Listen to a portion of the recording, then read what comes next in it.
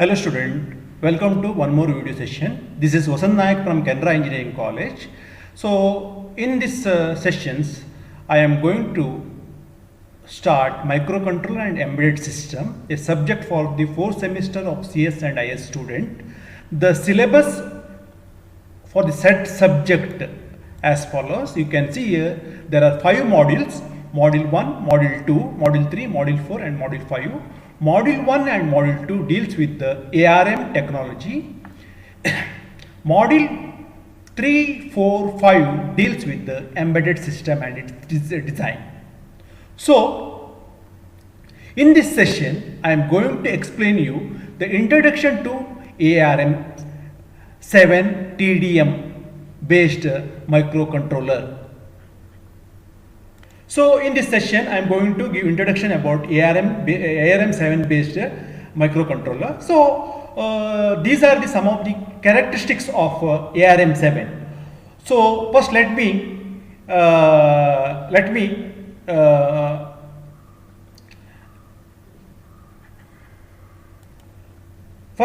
brief all the characteristics of this microcontroller. Later I will make video for the separate this concept based on the requirements.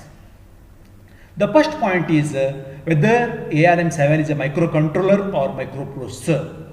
So ARM7 is a microcontroller. It is a 32-bit microcontroller. So if you are new to ARM7 or if you have already studied 8051, then you know 8051 is a 8-bit microcontroller. ARM7 is a 32-bit microcontroller. Means A8051 can process 8 bits of data at a time. ARM7 can process 32 bits of data at a time. Compared to AR8051, ARM7 is 4 times faster than 8051. So that is the comparison between 8-bit microcontroller and 32-bit microcontroller. Now, second point, it has got 32-bit ALU. Now,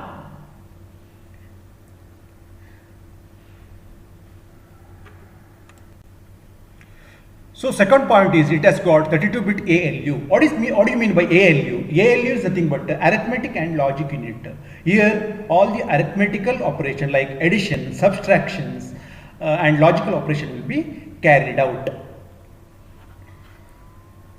Here the first and second point both are go hand in hand because the microcontroller itself 32-bit. That means because it is a 32-bit microcontroller, it will have always a 32-bit ALU. We will see now the third point. Third point is it has got 32-bit data bus. You know, data bus is used to transfer data from the memory to the microprocessor. So 32-bit data bus, by using 32-bit data bus, you can transfer 32-bit of data in one clock cycle to the microprocessor microcontroller from the memory. Now here you need to understand some of the other concept also. So let me explain that with the 8086. We know 8086 is a 16-bit microcontroller. Sorry, 16-bit microprocessor. 8086 is a 16-bit microprocessor. What do you mean by 16-bit microprocessor? It can process 16-bit of data. It can transfer 16-bit data from the memory to the processor in one clock cycle. This 16-bit data are stored in 2 consecutive locations.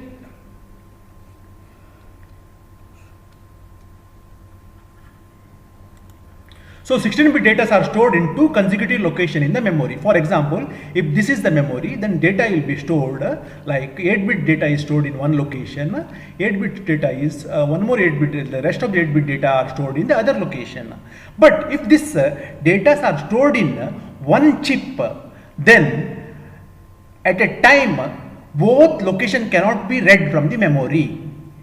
So both location cannot be read from the memory. For this purpose, the data, this addresses are classified into even bank and odd bank of memory. The data are classified into even bank and odd bank of memory, and the data are stored in even address and odd address of the memory, so that 16-bit data can be read at simultaneously at a time from the memory in one clock cycle.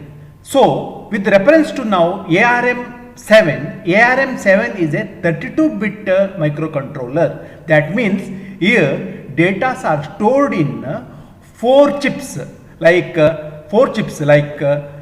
one chip is having zeros location, one more chip is having one location, other chip is having second location, other chip is having third location, so that all the 32-bit data can be read at a simultaneously at a time. But now one question comes, like in 8086, now the question comes, like in 8086, the data are stored in aligned format as well as misaligned format. So now what do you mean by aligned format or misaligned format? So that is, suppose the data, suppose if you take 8086, let me draw here.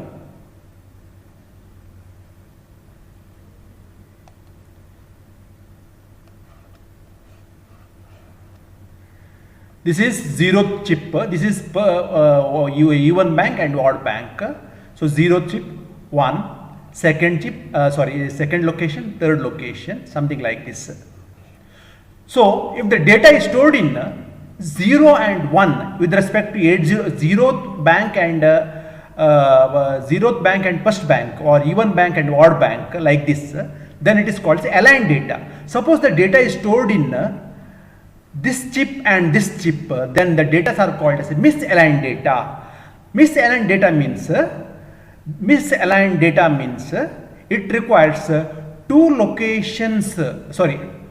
cycles to read the data, because the data are not aligned. It is misaligned. It requires two cycles to read the data, but aligned data requires one cycle to read the data. So now with respect to ARM7 student, if the data are stored in like 0, 1, 2, 3, then it can be read simultaneously. Suppose the data are stored in 1, 2, 3, 4, then the data cannot be read in one cycle. Data has to be read in two cycle. So now we need to know whether ARM will support this type of format, like aligned and misaligned. Exactly, ARM7 will not support aligned and misaligned, like misaligned format. ARM7 will support only aligned format. That means whatever data you want to store in with respect to ARM7, you have to store the data in the aligned format. Like the data should be stored with the starting memory location 0 or 4 or 8 or C, that is the multiple of 4s. So this leads to the rigid system. Even though this leads to the rigid system, ARM provides good performance. So ARM provides good performance because all the data are aligned, so the performance here is guaranteed. But in the case of 8086 and other CISC processor, which supports both aligned data and misaligned data. That means aligned data will take one cycle, misaligned data will two cycles. So here it gives high flexibility, but performance is not good, because performance will suffer because of this flexibility. So this is the difference. You should know what do you mean by aligned data and what do you mean by misaligned data. So as I said, it is a 32-bit microcontroller. It has got 32-bit ALU. And it supports both. It supports only aligned data format. That means the data should be aligned. So it is a 32-bit microcontroller and 32-bit ALU. It has got 32-bit ALU and 32-bit data bus. So 32-bit data. The advantage of 32-bit database is it can fetch 32-bit instruction at a time. Now next fourth point is the fourth point. Here you can see, students, it has like 32-bit instruction. This is one of the important point of ARM7, that all the instruction in ARM7, almost all the instruction, 90% of the instructions in ARM7 are 32-bit instructions, student, 32-bit instruction. So if you see 8086, then the size of the instruction, this one in 8086 it varies, like 1 byte instruction, 2 byte instruction, 3 byte instruction, 4 byte instruction. But here 5 byte instruction, 6 byte instruction. But here all the instructions are 32-bit instruction. Then what is the use of this one? Student, you see, first of all, it is a 32-bit microcontroller, and it has got 32-bit ALU. It has got 32-bit data bus and 32-bit instruction. That means 32-bit instruction can be patched in one clock cycle and can be moved from microprocessor like memory to the microprocessor. This is the advantage of 32-bit instruction. And when all the instructions, almost all the instructions are 32-bit instructions, it will give very high performance, because in 8086 or in CISC related processor, the instruction size varies. It will affect the pipelining process. But here, my dear student, here you have to understand instruction size is 32-bit. All the instructions are 32-bit instruction. This will give very good performance. Next one, the fifth point now, students. Like the fifth point is 32-bit address bus. So earlier we have discussed 32-bit data bus. Now it has got 32-bit address bus. So what do you mean by 32-bit address bus? So if you have one bit, then how many address locations are possible? 2 address locations are possible. If you have 2 bit, 4 address locations are possible. If you have n bit, then 2 raised to power n address locations are possible. So if you have 32 bit, I can write 32 like 2 raised to power 2 into 2 raised to power 30, or this is 4 GB. That means this will support 4 GB memory. ARM7 TDMI based microcontroller support 4 GB memory locations. It can address 4 GB locations. So the fifth point is, next point is von Neumann model. So this is related to the type of memory used by the processor or microcontroller. So there are 2 types of model. One is called as Howard model. Second one is a von Neumann model. Von Neumann model says there is only one memory. There is only one memory which contains both data and code. But Howard model says there is separate memory for data and separate memory for code. Like in Howard model says like there is a separate memory for data and there is a separate memory for code. Same thing is followed in 8051. In 8051, you can see separate memory for data and separate memory for code. But ARM supports von Neumann model. That means von Neumann model means there is a single memory of 4 GB which supports which contains both data and code. Based on the system, sometimes there will be more data and less code, or sometimes there is more code and less data. So ARM7 supports von Neumann model. Next one is 3-stage pipeline. 3-stage pipeline. So what is a pipeline? So pipelining means dividing the process of instruction into independent section and overlap it. I repeat, dividing the process of instruction into independent section and overlap it. So in pipelining, normally in 8086 pipelining, we have 3 stages. One is fetch, second one is decode, and third one is execute. After this process continues, fetch, decode and execute. But in ARM, it will be something like this: fetch, decode, execute, something like this. That means in ARM, first it will fetch the instruction. When the first instruction is in a decode stage, it will fetch the second instruction. When the first instruction is in the execute stage, it will decode the second instruction and it will fetch the third instruction. it will fetch the third instruction. That is,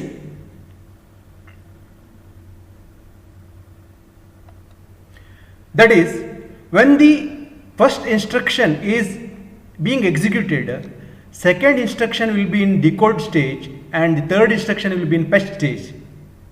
When the second instruction is being executed, then the third instruction will be decoded. Like this, and simultaneously it works on 3 instructions. So it works on 3 instructions. So finally it looks like in ARM, after fetch, decode, execute, later it looks like execute, execute, execute, something, it looks like something like this. So CISC process, you have to remember, my student, here, CISC process, because of flexibility, pipeline process will be affected. But in RISC process, because of its rigidness,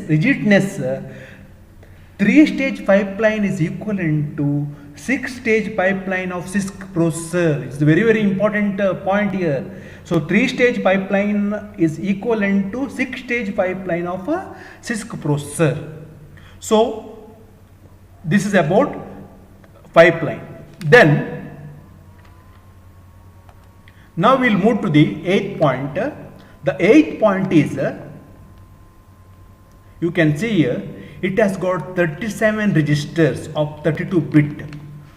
37 registers of 32-bit. At any time, 15 registers or 16 registers are available, R0 to R15. So if you take CISC processor has got few registers, like if you take 8086, it has got AX, BX, CX and DX. And most of the time CISC processor work along with register as well as memory. Most of the time it will work both along with the register as well as with the memory.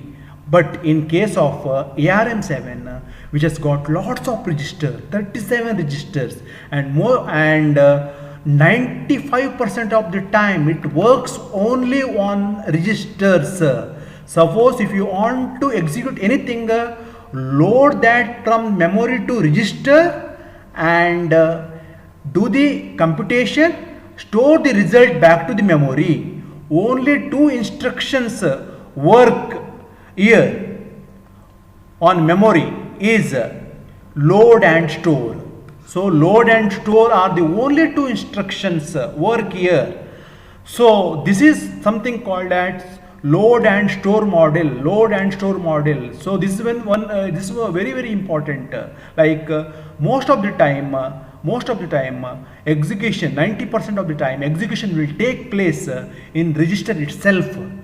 And we know registers are inside the processor and they are faster than compared to memory. Only 2 instructions work on the memory is load and store. So the 10th point is now, which has got 7 operating modes. 7 operating modes. What are those 7 operating modes? Student, you will come to know this later, but for the time being, 7 operating modes are supervisor, user, system, fast interrupt, interrupt request, normal interrupt, then undefined and abort mode, that is to error mode. So there are 7 operating modes, but 90% of the time, your ARM processor will be in user mode only. When you boot the ARM processor, it will go into supervisor mode. Once the booting is complete, it will go back into user mode and it will remain in the user mode throughout the process unless and until you call interrupt.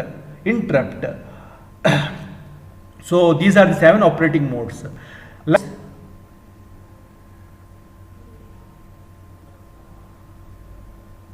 We have 7 interrupts. So 7 interrupts are there for 7 modes, but 7 interrupt will take you to 5 modes. It is not necessary that 7 interrupts will take you to 7 modes, because user and system don't require any interrupt. User and system don't require any interrupt. So what are the interrupts? Interrupts are reset, undefined, preset abort, data abort, system abort, IRQ and FRQ. These are the 7 interrupts available in the ARM7. The other than that, we have here, it supports 3 data formats. This is the last one. It supports 3 data formats. What do you mean by 3 data formats? As I said, ARM7 is a 32-bit microcontroller. You know, it is a 32-bit microcontroller. It has got 32-bit ALU and 32-bit data bus. Now, suppose if the data size is less than 32-bit, then what will happen? So ARM supports the data size of so ARM supports 3 data formats. 3 data format means it supports 8-bit data. It supports 8-bit data. Normally 8-bit data is called as a byte. Then 16-bit data and 32-bit data. So 16-bit data is called as a half word, and 32-bit data is called as a word. Now the question comes, if you use 8086, in 8086 16-bit data is called as a word. So the word has got context based on the size of the processor. That means 8086 can process 16-bit data. That's why the 16-bit is called as word. But ARM can process 32-bit data at a time. So 32-bit is here, it is called as a word. 16-bit is called as a half word. So ARM supports three types of data format. One is 8-bit, that is byte, half word and word. So with this student, I have completed the introduction section of ARM7 TDMI based processor. So now I will start with the